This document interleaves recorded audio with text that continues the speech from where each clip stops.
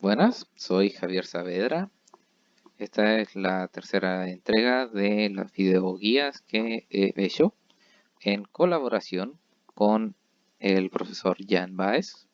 El tópico de esta videoguía es álgebra de vectores. Naturalmente vamos a tener ejercicios resueltos y una breve revisión de la materia necesaria para resolverlos. Así que vamos adelante. Vamos a repasar brevemente la materia, empezando por trigonometría. Aquí tenemos las tres funciones trigonométricas fundamentales. El seno está definido como el cateto opuesto dividido por la hipotenusa, el coseno como el cateto adyacente dividido por la hipotenusa, y la tangente como el cateto opuesto dividido por el cateto adyacente.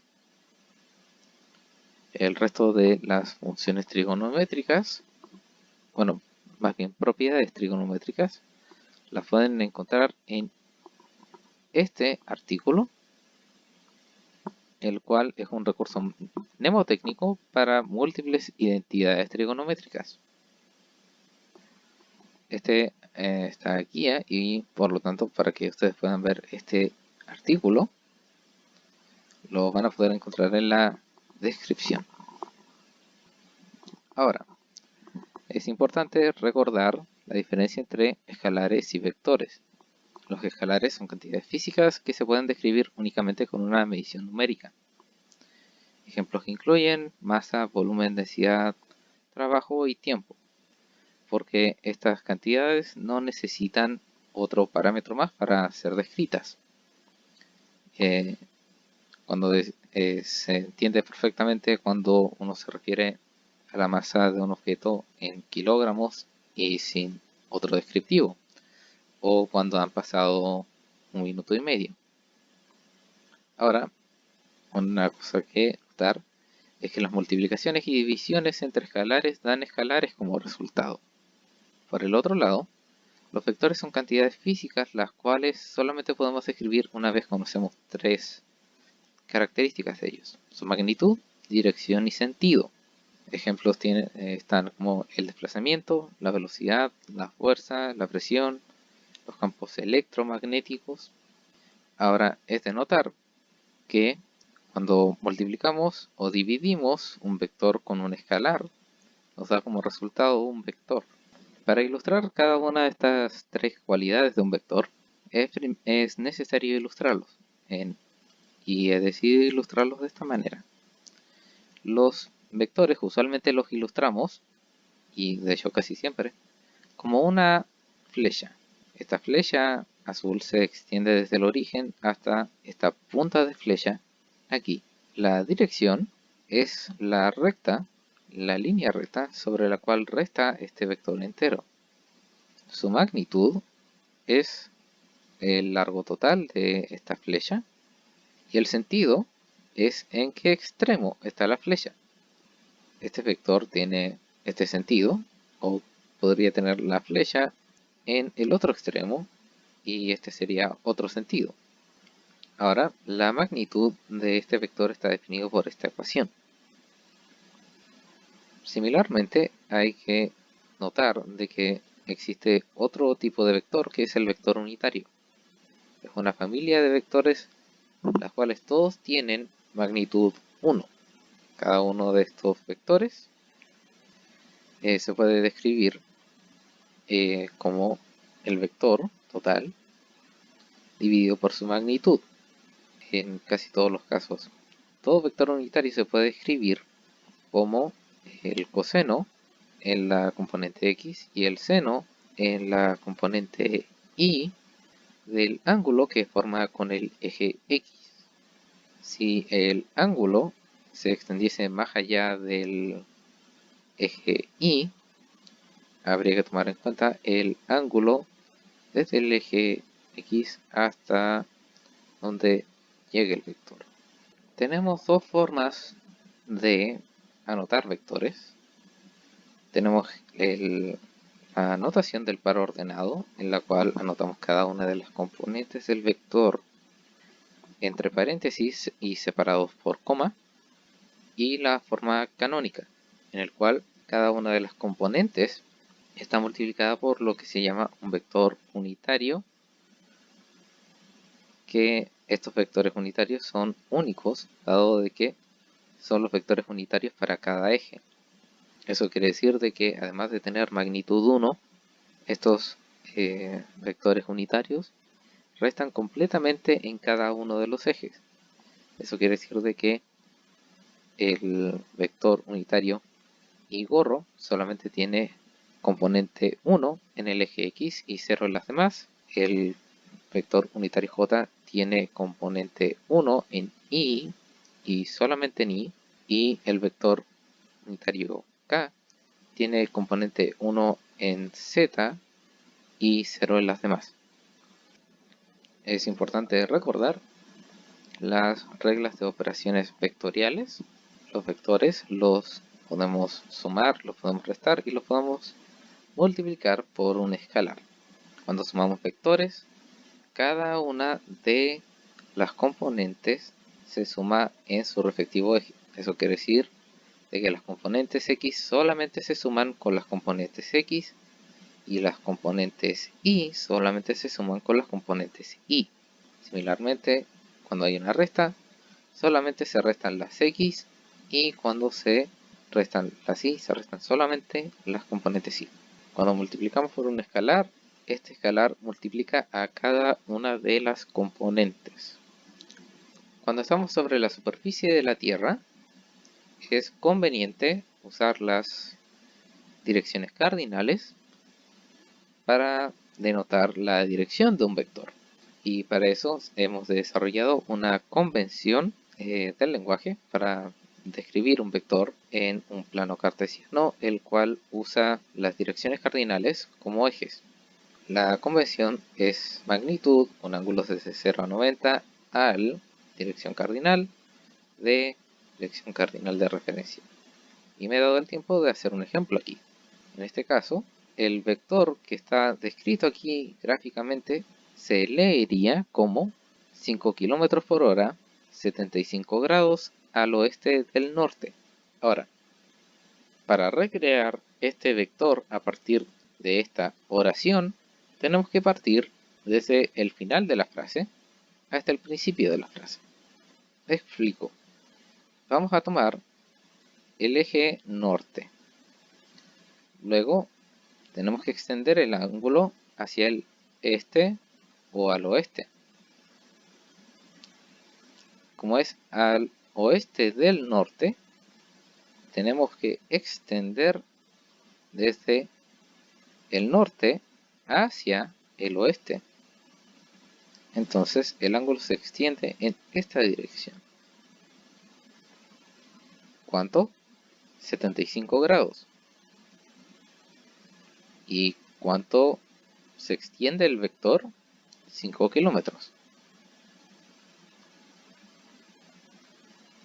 Y esta es la forma en la cual uno puede recrear un vector descrito de esta forma. Habiendo repasado la materia necesaria, vamos a partir por los ejercicios. Vamos a partir de ello por un ejercicio de trigonometría. Dense el tiempo de leer el enunciado.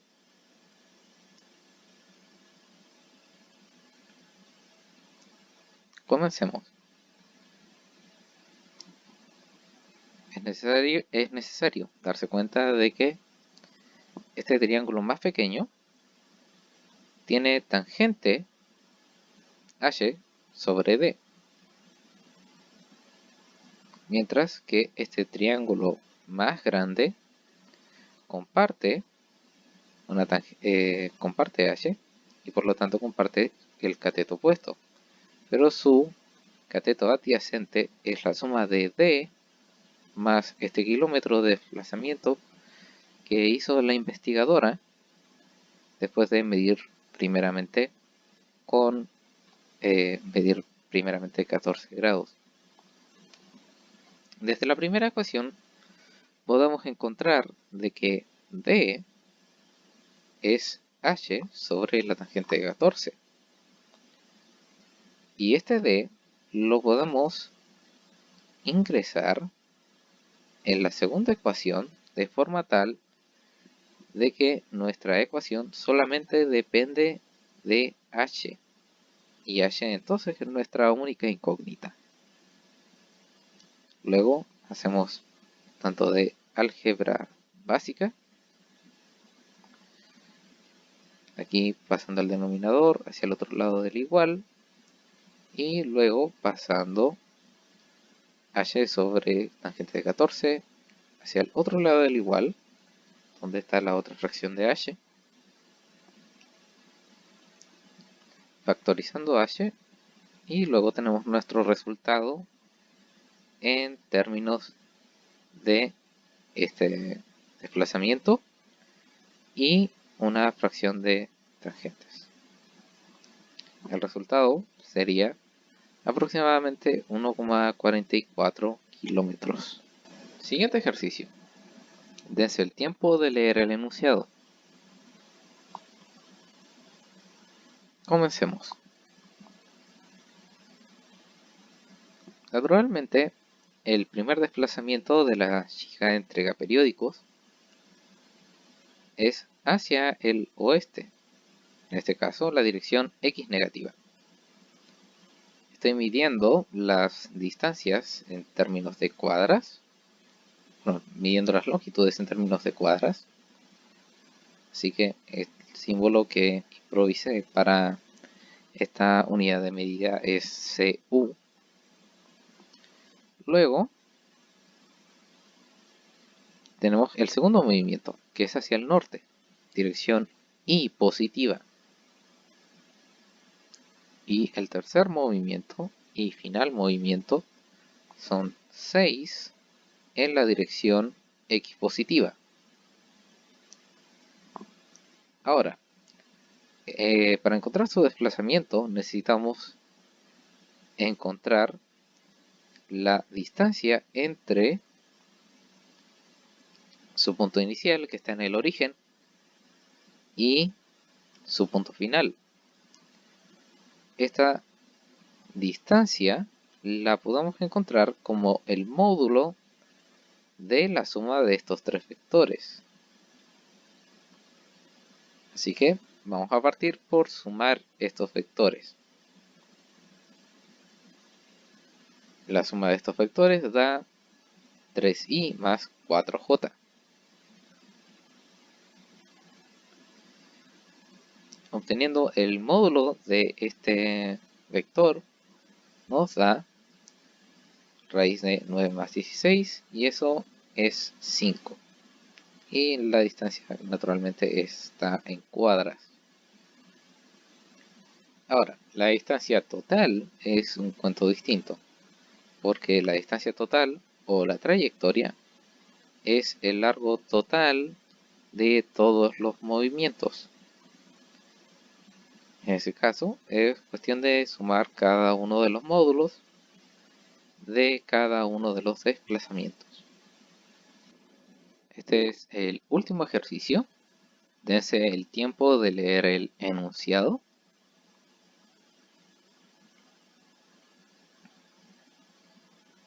Muy bien, comencemos. El primer movimiento es en dirección oeste, con un total de 180 metros. Eso es X negativo. Luego tenemos que leer otros dos movimientos, los cuales están escritos con esta notación en puntos cardinales. Primero es desde el sur hacia el este, 45 grados. La espeleóloga está en este punto actualmente, donde termina su primer movimiento. Así que tenemos que extender hacia el sur, así. Imaginarnos un eje Y negativo aquí. Luego extender hacia el este, 45 grados, un total de 210 metros.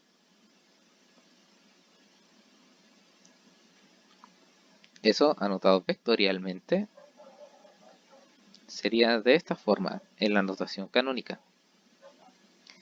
Luego tenemos desde así, yendo desde el norte hacia el este, 30 grados, una extensión total de 280 metros, describe este vector en amarillo, el cual en notación canónica está descrito así. Ahora, ¿cómo vamos a saber este último cuarto vector que la llevó fuera de la cueva? Bueno, el hecho de que la haya empezado fuera de la cueva y que el cuarto vector, el cuarto movimiento, la haya dejado de vuelta en el origen, es suficiente información para que encontremos este último movimiento. Porque eso quiere decir de que la suma de estos tres vectores más el vector que nombramos aquí R debe dar 0. Entonces, la suma de estos tres vectores se puede dejar al otro lado del igual de forma tal de que R queda solo a un lado del igual y la suma de todo lo que está a este lado del igual es nuestro vector resultante, el cual queda como aproximadamente 108,49 en X y menos 93,99 en J. El módulo de este vector sería aproximadamente 132,92. Ahora, ¿cómo describimos este último vector en términos de como lo habíamos hecho en como se habían descrito aquí en el enunciado? Bueno, necesitamos saber el ángulo que forma